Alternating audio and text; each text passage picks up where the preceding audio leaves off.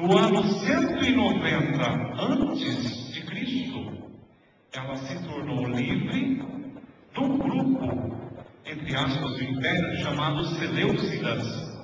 Aí no ano 133 antes de Cristo, ela se tornou província, membro do Império Romano. Ela era capital da província asiática, onde estão essas diversas igrejas.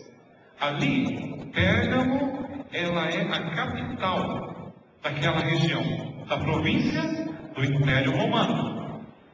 É importante a gente saber disso para entender as palavras que João usa neste contexto.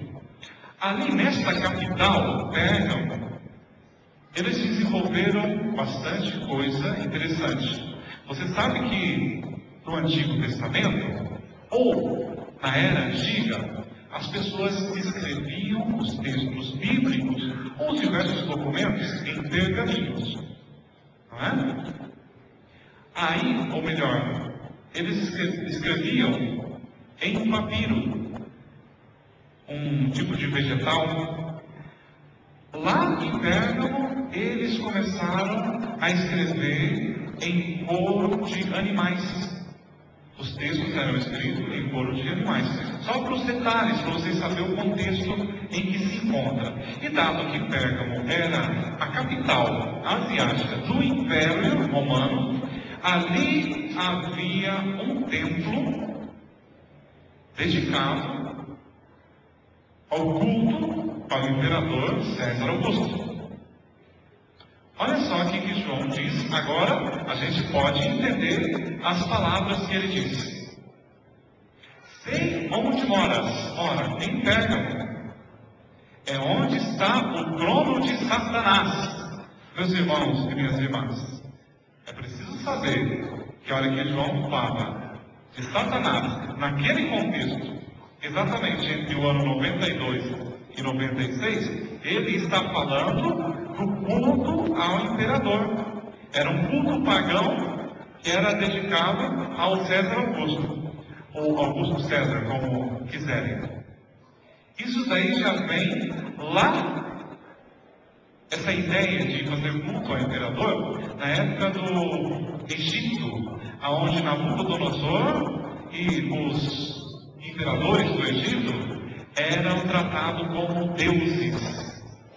Isso é muito antigo, esse hábito de adorar, fazer culto ao imperador. E aí, o autor vai falar assim, gente, em outras palavras, ele diz isso: eu conheço a perseverança de vocês, eu conheço o quanto vocês lutaram, eu conheço o quanto vocês querem se manter fiel. E aí é que essa palavra, ela é atual e fala ao teu e ao meu coração. Eu sei o quanto vocês lutaram, ou estão lutando para se manter fiel. Por que essa palavra é dita para nós hoje? Quando João escreve as 7 igrejas, que significa o 7? Número da plenitude. Refere-se a todas as igrejas, em todos os lugares e em todos os tempos. A todas as comunidades cristãs. Se hoje, Santuário da Misericórdia, grupo de oração, essa palavra está sendo proclamada, é porque o Senhor, através de João, diz para a comunidade que aqui se encontra reunida: sei onde moras e onde está o trono de Satanás, entretanto, continuas ligado ao meu nome e não renegastes a minha fé, mesmo nos dias de Antipas, aquele meu testemunha que foi assassinado. Ora, nós estamos vindo, nós aqui, grupo de oração, eu me coloco dentro desse contexto que eu sirvo aqui, de uma caminhada de encontros com o Senhor. Cada um que está aqui sentado, e eu também, quem está em casa, pode testemunhar que Deus tocou na sua vida. Sim ou não?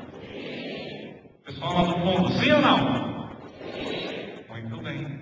Deus tocou em sua vida, mexeu lá no fundo do seu coração e disse: vale a pena caminhar, vale a pena seguir as pegadas de Jesus, porque são os passos de Jesus que conduz para o céu. Por outro lado, você e eu, nós trabalhamos, estudamos. Eu mais estudo do que trabalho, né? Diz que estudar não é trabalho, mas em todo caso eu acredito que eu trabalho. Tem família, tem desafios, tem provações. Inúmeras provações se apresentam diante de você, diante de mim, a cada dia. Mas essa palavra, no versículo especificamente 13, entretanto, continuas ligado ao meu nome e não negastes a fé, essa palavra é para você.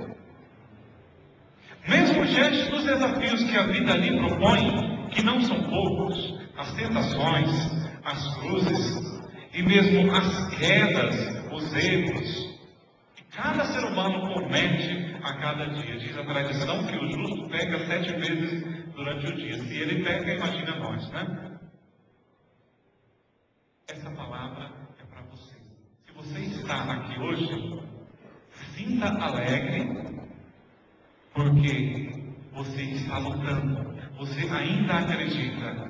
Você diz ainda lá no fundo do teu coração: vale a pena lutar por essa família. Vale a pena lutar por este plano de vida, esse projeto de vida que eu tracei.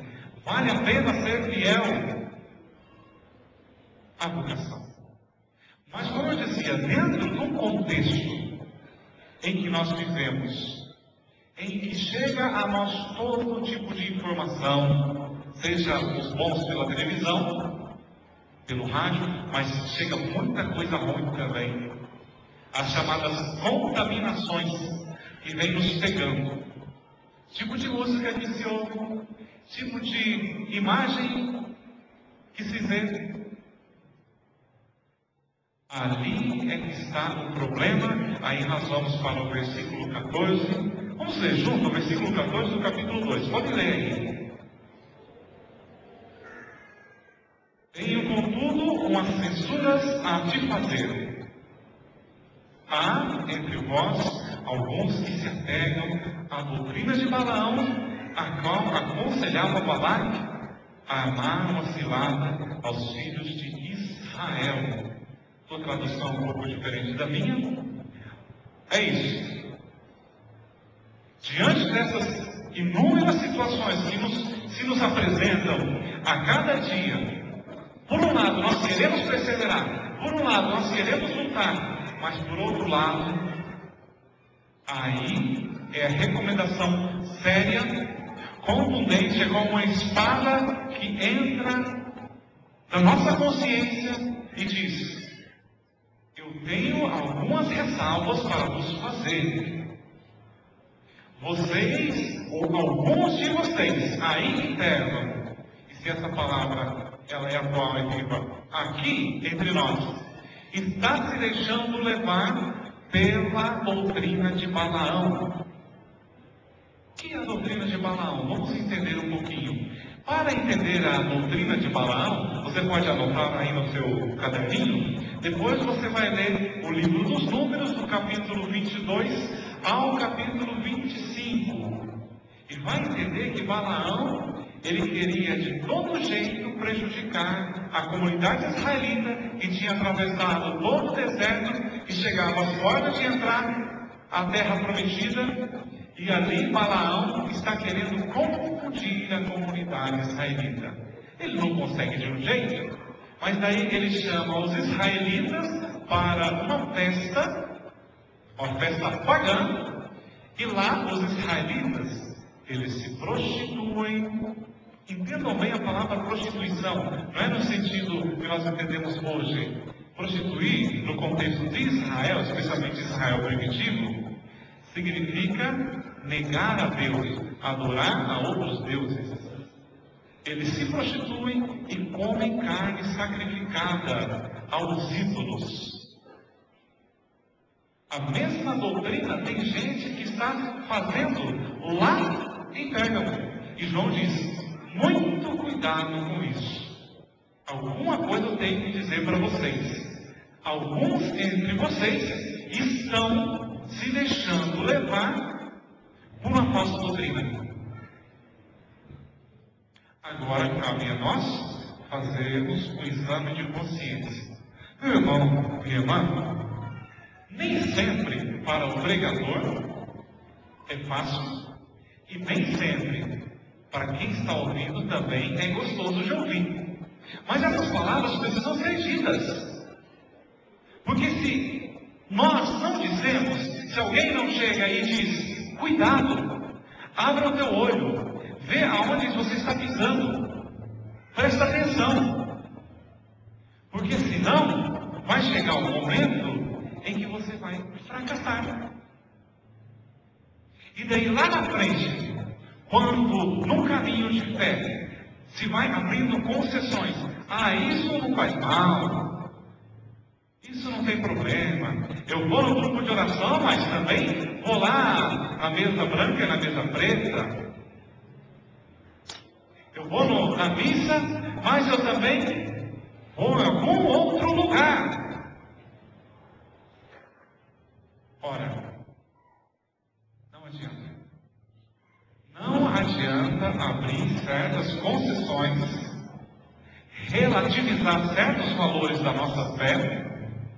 Eu ouço uma boa música católica, e essa música católica alimenta, porque ela tem um conteúdo que alimenta a minha fé, mas também eu ouço um monte de porcaria, que por sua vez também alimenta aquela ideia que São Paulo vai dizer do homem velho e do homem novo, do ser humano velho e do ser humano novo.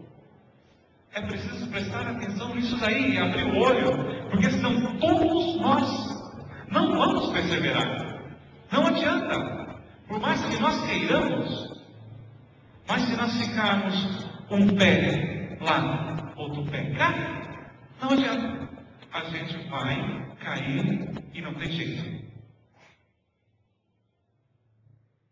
No versículo 16, ele diz, arrepende-te, pois, se não virei a ti em breve, e os combaterei com a espada de minha boca. A espada da minha boca é a verdade do Senhor. É a verdade do Senhor ressuscitado que irá nos julgar. É a palavra de Deus que irá nos julgar. Por isso, a nossa vida, ela precisa a cada dia confrontar-se com a palavra de Deus. Por que a igreja orienta tanto? Faça a leitura da Bíblia. Medite a palavra de Deus. Dê uma resposta à palavra de Deus. Justamente para que se cumpra isso. A palavra que sai da minha boca irá te julgar. Sim, e ele vai dizer mais para frente. Vocês, lá com o Balaão, no livro dos Números, capítulo 22, se vocês sentam à mesa e comem carnes sacrificadas, vocês não vão comer o pão da vida. Vamos lá, versículo 17. O que tem ouvidos, ouça o que o Espírito diz às igrejas. Ao vencedor